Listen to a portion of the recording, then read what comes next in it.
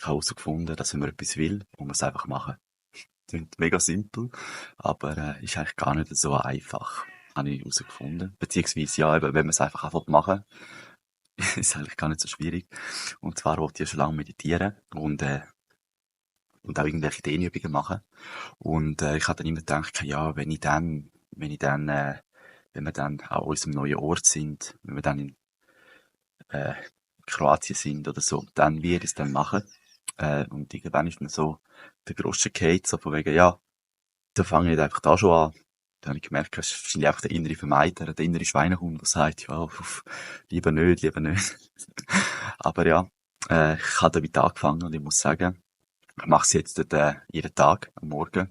Ähm, genau, nachdem ich einfach mal damit angefangen habe. Darum, wenn ihr etwas aufschiebt, fangt einfach mal damit an. Es geht nämlich nicht lang und ich werde es integriert haben.